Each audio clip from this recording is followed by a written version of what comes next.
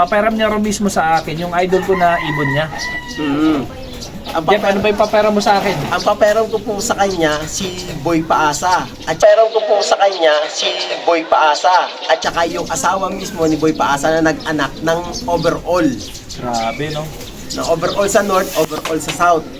Ito po siya, oh. Parang hindi nga ako makapaniwala, hindi nga ako natulog eh. Ito po siya, oh. Parang hindi nga ako makapaniwala, hindi nga ako natulog eh. Balik po tayo dito sa loft ni Mr. Bastin, si Jeff Lozano. Meron po siya sa atin na i-share sa araw na ito. So, alamin natin mismo mula kay Mr. Bastin, paano ba yung diskarte, paano ba yung kanyang sistema para maging kampiyon na tulad niya.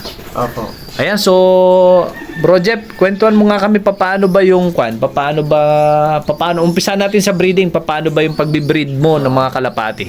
Kasi sir, pag sa akin, pag nag-breed po kasi ako, unang-una po yan, ipina-flushing ko po yan. Yung Tepox 48, ayun ang ginagamit ko po na antibiotic na para matanggal po yung kung ano po yung mga dumi-dumi sa loob ng tiyan nila. At saka, susunod, ang gagawin ko po yun, susunod ko po doon, sir, after 2 days po noon, ang gagawin ko is 2 days din akong 2 days or 3 days ang mag-super halo na ginagamit ko po na pang ginagamit ko sa pagpapauwi, ginagamit ko sa pagko-conditioning ng ibon. Yung super halo na yun, Bro Jeff, ano yun? Bakit mo binibigay sa ibon mo yun nasa breeding ka pa lang? Oh sir, kasi po yung vitamins po yun, sir. Ayun. Vitamins po yun na ako po ang gumawa nun. Okay, Bro Jeff, pagkatapos yung super halo, anong next na gagawin? Ang gagawin ko na doon, yung pupurgahin ko na po sila. Ayan. Tapos ang pagpurga ko nun. Tapos pagpupurga po sa kanila, ang mangyayari na po nun, diretso na po yung pag-breeding ko nun sa kanila. Kaya ang akin po, ang ginawa ko po ngayon doon, dito sa mga breeding ko po ngayon, is tinanggal ko yung unang itlog nila. Oo. Unang itlog, yung first clutch, hindi mo pinapapisa. Oo, hindi ko pinapisa yung unang itlog nila. Tapos, yung second clutch ay nang kinuha ko na para maging anak nila. Tapos, ang ginawa ko na po, after magpapisa po sila, kailangan po yan lagi po natin ilalagay sa pagkainan po nila is yung yung grits. Ito po ng grits is pang po sa itlog nila, tsaka calcium po nila yun. At tsaka yung Taiwan soil, yun mas maganda po rin gamitin yung dalawang pagsabay ninyo. Mas maganda po ang bigay po nun. Tapos ang mangyayari pa po nun is gaganda po yung itlog po nila. After 3 weeks na kunyari mapapisa na sila, yung YB po ninyo, susubuan nyo po ng Ideal Pills o kaya Victory Pills. Kasi pangpaganda po ng digestion nila. Hanggang kailan sila iinom ng Ideal Pill? Mga lang po, hanggang pagka akyat nila, bago sila umakyat po noon sa loop nila. So yun, breeding, yun yung natutunan natin kay Bro Jeff. So fast forward tayo. Kasi ito yung isa sa pinakamagandang topic. Pagdating ng karera na Jeff, ano ang pwedeng gawin ng isang nagkakalapati para mag-champion siya? Paanong diskarte? Ang ginagawa ko pong diskarte po kasi sir, lagi ko pong ibinibigayan yung super halo ko po. Yung super halo ko na binibigay ko sa mga ibon ko. Na magaling siyang makapagpa-recover ng ibon, magpaganda ng balahibo ng ibon, magpapa-conditioning. Usin natin yung sequence ang karera halimbawa ay summer Opo. Ang umpisa ng karera ay April. O pag April ang umpisa ng derby, ano ang gagawin? March pa lang, ano ang gagawin ng isang kalapatid para lumamang siya sa panalo? Ang gawin niya po sir, conditioning niya po kaya, purgahin niya po. Tapos pagka-purgay niya, yung bigay niya ng sa akin lang yung super halo, papaliguan yan po. Papaliguan po yan. Kailangan po yan, lagi may paligo. Ang paligo po kayan, papaliguan po siya ng Lunes. Pagka Lunes, pagkatapos mo ng Lunes, Martes po. Kasi isa yon sa Dalawang beses ang paligo niya? Dalawang beses ang paligo niya sa isang linggo. bago mo siya ikarga ng first lap or May self-toss ba? Kailan ba na mag-self-toss o track training ka agad? Ako sir, ang ginagawa ko po yung yung matagal ko po silang pinalilipad kasi hindi po ako masyado nagse-self-toss Isa lang ako nagse-self-toss. Yung ibon nyo po, wag masyado sa gamot, yung sobra-sobra kang magagamot, yung dire-diretso mong gagamutin yung ibon mo. Kasi ang mangyayari po, gaya po ng tinuro ko sa inyo kanina, na yung magpapaligo ka. Kasi yun po, isa po yun sa magpapakondisyon sa kanila. O, first lap derby na, mayroon pa bang gagawin maliban doon sa paligo? Oo, tapos ano pa? ang tuturo ko na po sa inyo, yung pinaka-system ko Oo. na ginamit din po ni Bayaw Dato at saka ni Sir Marky Birds, ni paring Marky Birds ng Pangasinan po na malaking loop dyan po sa Pangasinan. Nasa kanya po galing itong ibon na ito. Okay, pinakita ko nga kanina, Yan yung po. Johnston na Yan, inbreed. Johnston po yan. Ang conditioning po ng karera, kasi pag uwi po yan ng ibon ninyo, kailangan bigyan nyo po yan ng kalahati. Kalahati lang po na brewer yeast na nabibili lang po sa Mercury Drug na vitamins nila. Para saan yun, bro? Jeff? Kasi sir, pampabalik ng mga fats nila sa katawan nila. Tapos ang mangyayari po yan, yung kailangan, yung sa pagkain nila, hindi yung normal na pagkain. Pakuha nga ng pagkain, Cody, para pakikita ko sa kanila. Kasi akin ang ginagamit ko po na pagkain ko rito is yung breeder mix. Kasi po yung breeder mix, mas mataas po siya na protein. Oo. Tapos ang ginagawa ko po, tapos yung ang ginagamit ko po, breeder mix, no? Tapos hahaluan ko po siya ng ito po. Hahaluan ko po siya SAF. Oh, SAF. Sa 25 kilos ko na binibili na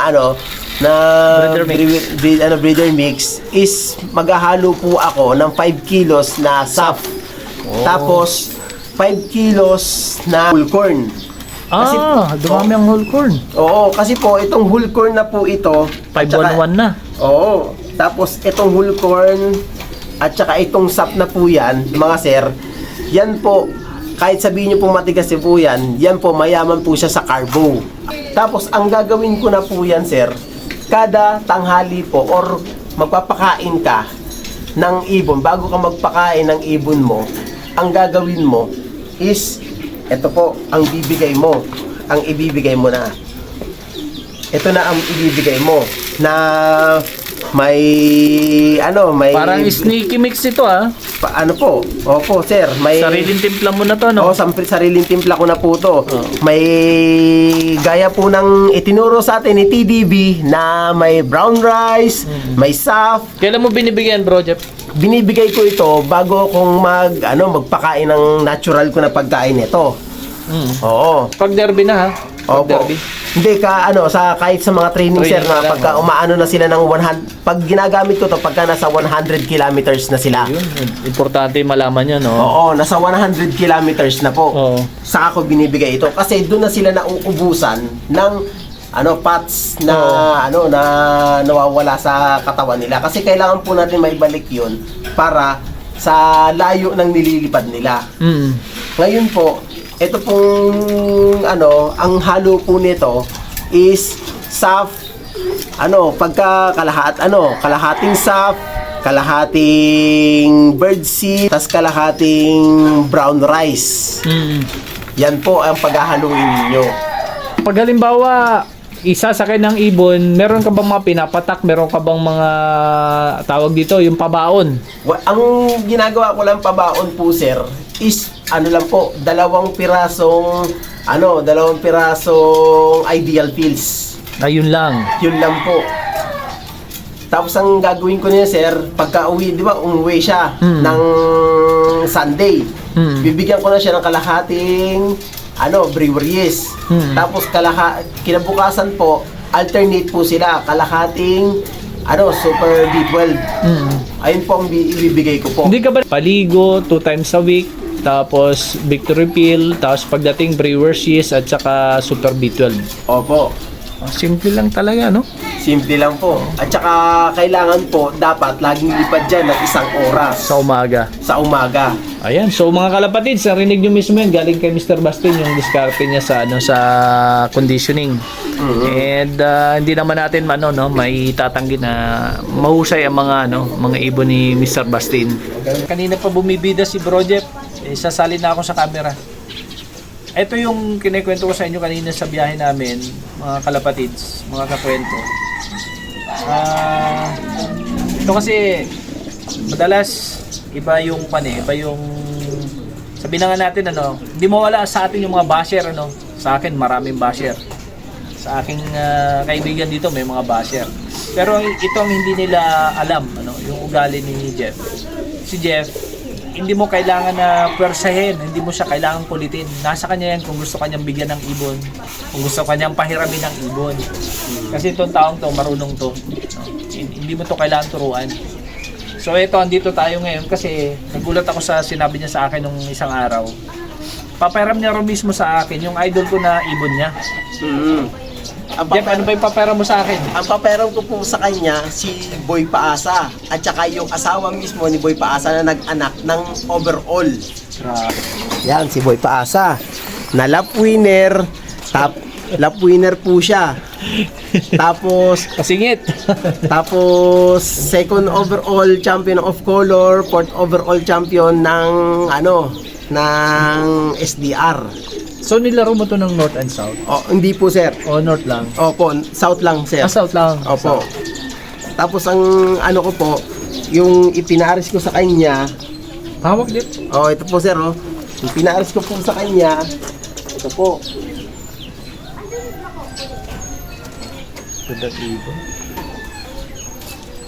Ito po. Nabastin din po. Grabe. Yan po. Ito, singit ko lang mga kalapatids.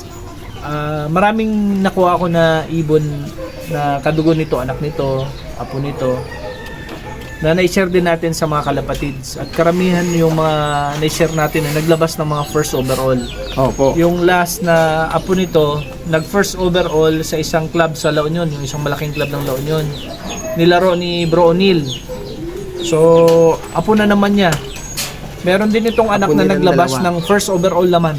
So, sa kanila parehong galing yun. Opo. Talagang silang pares dati. Oo, sila. Oo. Kaya po yun, ang gagawin ko, ayoko pong pahiramin si Sir Randy ng si Boy Paasa lang. Gusto ko po pahiramin siya ng pare silang dalawa. Para yun po ang ilalabas nila, yung katulad nung naglabas ng overall champion.